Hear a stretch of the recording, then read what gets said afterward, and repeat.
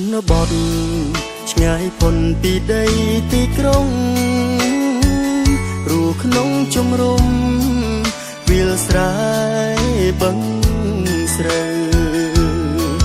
ស្រងស្រែខែភ្លៀងមកដល់ភូមិយើងនោមគ្នាជួរងដីស្រែស្រងស្រែមានតែធ្វើស្រែដាំស្រូវហូបក្ដាំហូបខ្ចៅ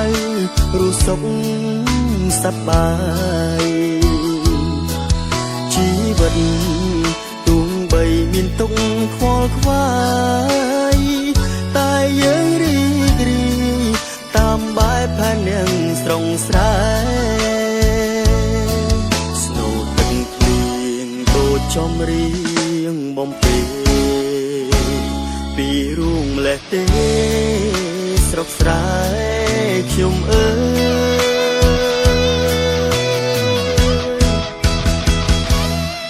ស្រងស្រែមានតែប៉ុណ្ណឹងរាល់ថ្ងៃខំប្រឹងមិនគិតតែការនឿយហត់កំពុងលីរែកអំណត់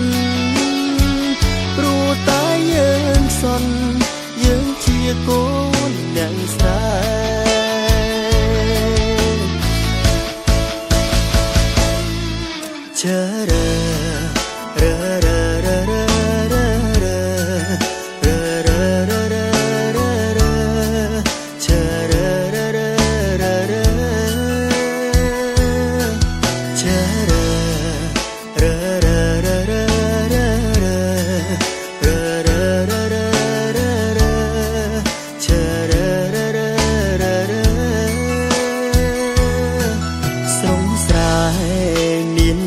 ធ្វើស្រែដាំស្រូវហូបក្ដាំហូបខ្ចៅរស់សុខសប្បាយជីវិតទូងបីមានទុកខ្វល់ខ្វាយតែយើងរីករាយតាមបែបផែននាងស្រងស្រែ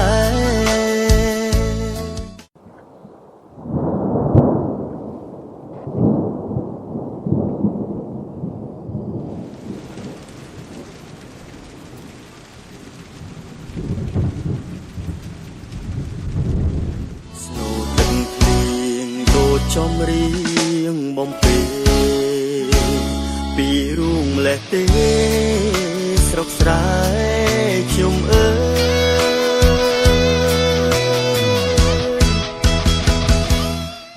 តឡាចាស្រងស្រែមានតែប៉ុណ្ណឹងរាល់ថ្ងៃខំប្រឹងមិនគិតតែការនឿយហត់កំពុងលីរែកអំណត់ព្រោះតែយើងសន់យើងជាកូនអ្នកស្រែ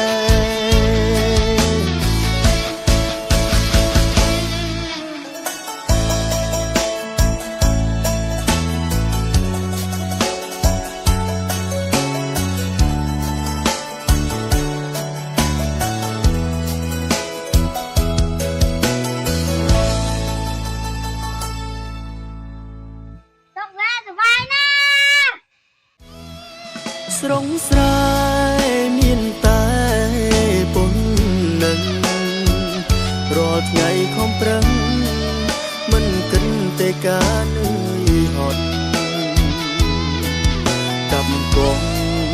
លីរែកអំណត់ព្រោះតែយើងសន់យើងជាកូនអ្នកស្រែ